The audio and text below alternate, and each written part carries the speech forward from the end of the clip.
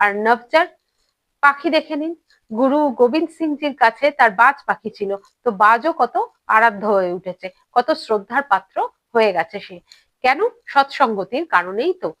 আর জলচর আমরা দেখি কত রকমের ডলফিনদের প্রশিক্ষণ দেওয়া হয়, তারা কত রকমের খেলা আমাদের দেখায়। তো তারা যে সৎসঙ্গতিতে থাকে, যে প্রশিক্ষক, যে গুরুর সান্নিধ্যে থাকে, সেই গুরুর কারণেই তারা কত যশ পায়। তাই তিনি স্পষ্ট বলছেন, সংসারে যেখানে যে যত সুযশ পেয়েছে সেটা সৎসঙ্গতির কারণেই পেয়েছে।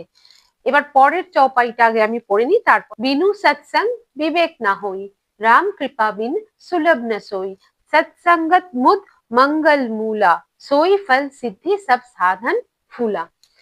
এটা কিন্তু প্রাণ পংক্তি এই পুরো অধ্যায়ের। বলছেন বিনু সৎসঙ্গ বিবেক না হই।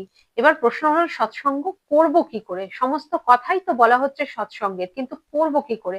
বিনু সৎসঙ্গ বিবেক না হই, আমাদের বিবেক কিন্তু জাগবেই না সৎসঙ্গ না করলে।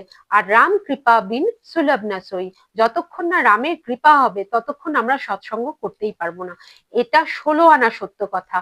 এটা কিন্তু শুধু তুলসীদাসজি বলছেন তাই নয়, আমি কিন্তু গুরু নানক দেবজির কথাও বলবো এখানে, যিনি সবসময় বলতেন যে আমাদের কারোর ক্ষমতাই নেই যে পরমাত্মার কৃপা ছাড়া তার কাছে যাওয়ার, তাকে ডাকার, তার সুমিরন করার, তার ভক্তি করার। পরমাত্মার যখন কৃপা দৃষ্টি হয়, তার মনে হয় সে আমাদেরকে ডাকে, তখনই আমরা তার কাছে যেতে পারি। আমাদের পায়ের সেই সামর্থ্যই নেই যে আমরা ভগবানের দিকে যাত্রা করতে পারবো। তো পরমাত্মার ডাক যখন আসবে, রাম কৃপা যখন হবে, তখনই একমাত্র আমরা সৎসঙ্গ করার সুযোগ পাবো। আর সৎসঙ্গ না করলে বিবেক হবে না। বড় রহস্যময় এই কথা। যখন রামের কৃপা হবে তখন আমরা সৎসঙ্গের দিকে এগোবো। এমন ব্যক্তির সঙ্গ করব যে ভগবান প্রাপ্তির জন্য সে এগিয়ে চলেছে, সে সেই পথে আছে, পরম সত্যকে সে প্রাপ্ত করে ফেলেছে। তো সেই সঙ্গ করলে তবেই কিন্তু আমাদের বিবেক জাগবে। এবার বলছেন সৎসঙ্গত মুদ মঙ্গল মূলা, যে সৎসঙ্গ আছে সেটা সমস্ত, মুদ মানে আনন্দ, আর মঙ্গল মানে যা কিছু শুভ, তার মূল। তার মানে সৎসঙ্গতি হলো সমস্ত আনন্দ, সমস্ত ভালোর মূল, সমস্ত কিছুর শেকড় সেটা।